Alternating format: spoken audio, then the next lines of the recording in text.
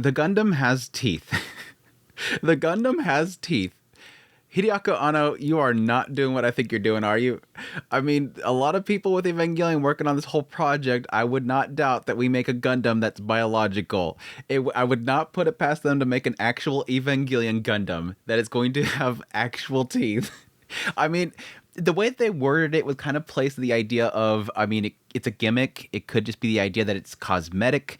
Yeah, it could be that they're talking about weapons within it, are the teeth, but it could be actually talking about teeth.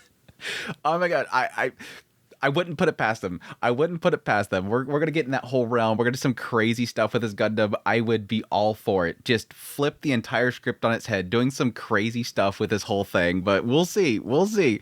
But no, overall, episode 3 of GQuuuuuuX, pretty decent episode. Just really getting an introduction to the realm of the actual clan battles, which we've been talking about from the first episode. We're finally getting into it. But overall, it was an interesting little introduction into that whole idea and really kind of bringing the whole aspect of the Mavs, which is this concept that apparently Char and Shalia had put together, the idea of the two mobile suits working side by side is a Mav. So that was cool and then all that kind of stuff there. I actually really loved Shalia in this episode, by the way. This dude is so chill. I mean, it pretty much opens up with the idea that, yes, Xavier's been taken. We have to go get our boy back. And so he literally just drives this damn ship into the colony, like, not even giving an F, just drive it right into there. I don't care what y'all think. Park the sucker, get out there, go see the guy. Hey, guy, get my guy back, all right? I already have my slip here. It was dated yesterday. But I love it. He even asks where a drugstore is because he immediately assumes my boy's going to be beat up. So I got to go over to the drugstore really quickly, some Band-Aids. And then he shows up to the guy and he's like, here you go. Here's some Band-Aids. I knew you were going to be beat up, so I have some Band-Aids. And then they go to a bar. They don't know where their Gundam is. Their top secret weapon is missing. And he's like, let's go to a bar.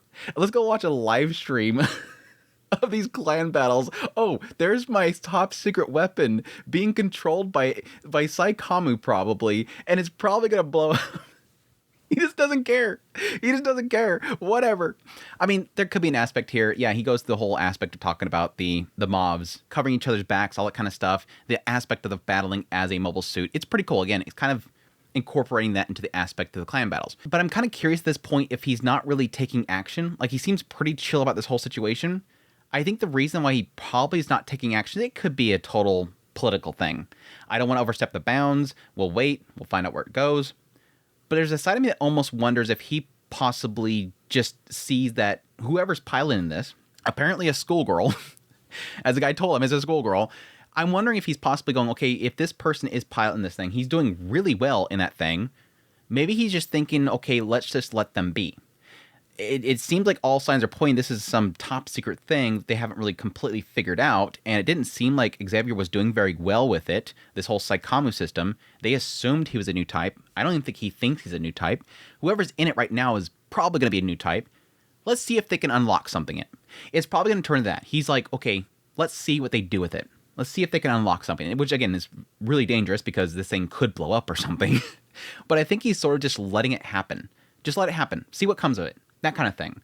And it could be, again, going into the idea of unlocking whatever's inside of it. Which, again, if we're going in the realms of actual teeth, some top secret mumbo jumbo that's inside this thing that they can't even figure out, maybe she can unlock that.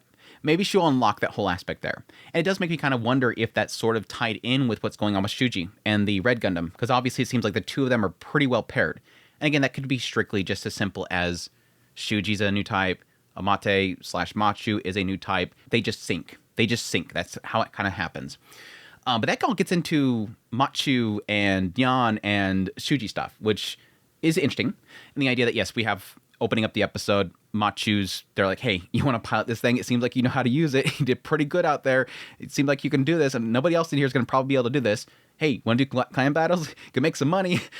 The Pomeranians just throw caution to the wind. We have this possibly extremely valuable top secret weapon here that's probably gonna, if once goes public, which it will once we live stream this thing, once it goes public, people are gonna be looking for this thing. But let's just mess with it for a while. let's make some money first with this thing. We don't have any weapons, but you can mess things up. But no, Machu's like, I don't know if I want to do this. She could out me. I can get in trouble. But I want the sparkle key eyes. It totally goes in that whole realm, which I've seen before with Gundam. That whole realm of like, I just want this again. I got the taste of that new type. Once you get a taste of that new type, you can't have enough of it. Got to have that more taste of that new type. But no, she eventually goes, I want the Sparkle Sparkle Kidou's. Oh, that's right. I seen the Sparkle Sparkle Kidou's in that little underpass. So she goes rushing over there, finds the painting where we meet Shuji. The Sniffer. The new type Sniffer. Out of nowhere, Shuji just shows up, grabs her. I don't know. I like how we introduce a character by literally just having him sniff her. And then Nyan shows up later and he sniffs her. I'm guessing this dude can sniff new types. That's where I'm going with that he smells new type in people. Because, yeah, obviously Machu is one, sniffs it. And I'm guessing Nyan's going to be one, sniffs it. And that would be the only reason why he'd be comfortable with taking both of them down this underpass to where this other Gundam is. That's where I'm thinking he's going to get that little connection there and he's be okay with it. And yeah, I'm assuming that his communication with the Gundam is going to probably be through Saikamu. That even without even being in the actual thing, he's probably communicating with it. And it probably has some like advanced AI system. That's probably what he's communicating with. I think we've pretty much had that kind of concept before. So I'm assuming that yes, this Gundam that he has is some advanced AI system that really badly wants to fight. I'm not really sure why it's like, yeah, let's fight. I'm assuming it probably overheard the conversation they were having, knew that they had that whole key. In order to get the key, in order to do whatever they need to do, we need that. Let's battle. It's very simple stuff. Yes, it wants to fight. Obviously, it wants to do the clan battles because it needs that key. I don't know how Machu knew that it was going to be a key. I like the whole thing. Like the first time they show up there, Anyan's like, I can't mess this up again because they're going to fire me. She shows up with this delivery. At the time, we only know it's a delivery.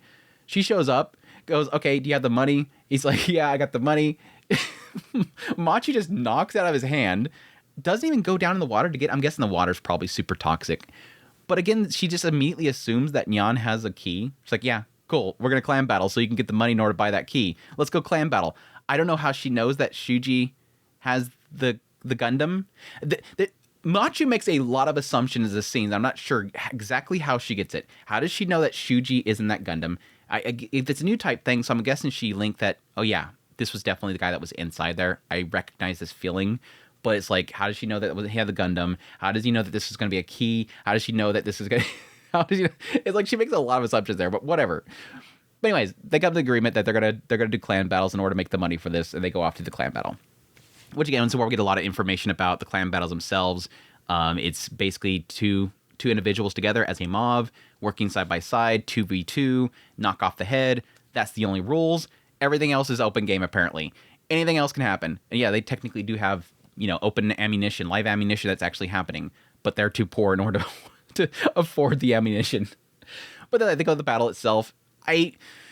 Yes, once again, animation not great. Animation not great. I'm just going to accept that at this point. This is probably what it's going to look like going forward. Very simple CGI flipping, a lot of uses of stills, a lot of still frames, holding those still frames for a long period of time. It wasn't a very exciting visually fight itself. I'm hoping that maybe future ones will look better. We'll see. There's a lot of emphasis here on them getting caught off guard. So I can fully acknowledge that a lot of this fight is not going to have anything visual because they're constantly just trying to dodge attacks. And then eventually when they finally do come to blows, even then it wasn't great. But that aside, wasn't great. It was interesting what she utilizes in order to win the battle. That was the cool part because what she essentially does, I don't know if it's going to be connected to the new type aspect or if it's going to be something that she is really good at kind of noting her surroundings.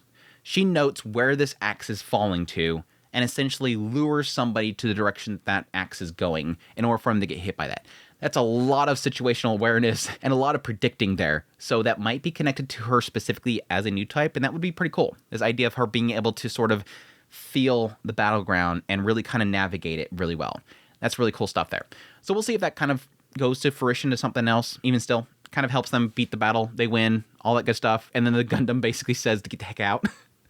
MPs are coming, get the heck out, and they rush off to leave. But yeah, I'll be curious to where it goes from here. My question mark really are around who is Shuji? Is Shuji going to be some sort of AI/human person, a cyborg, or if they're just going to be another new type that's just chilling with a Gundam? Could it be possibly, could he be, you know, manufactured in a lab? Getting that whole kind of stuff. Could he be physically connected to this other Gundam?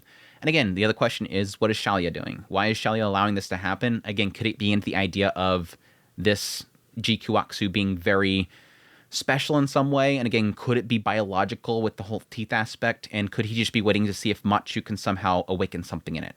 That would be very interesting to get in that whole kind of stuff. But either way, really, really solid episode. I'm just stuck on the teeth thing. I'm sorry. Like, most of my intrigue in this episode is the teeth. The teeth got me. I'm sorry. Anyhow, that's my thoughts on episode 3 of GQuuuuuuX. Hope you guys enjoyed this video as always. If you did, hit the like button down below, comment. Let me know what you thought of the episode. Yes, I did technically last week claim that Char did a colony drop. I am sorry. I got a lot of comments last week about that. I took it out of the video. I apologize. I'm defacing the greatness that is Char. He was a part of the Zeons, and the Zeons did it. It wasn't actually Char himself, even though he did later on. He did try it. I don't want to give misinformation out there.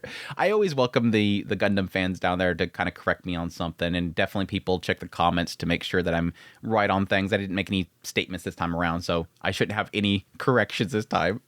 But yeah, check that out. But thank you guys for watching. If you like this content and you want to support the channel more, links in the description below. Great, appreciate it. Until next time, y'all take care.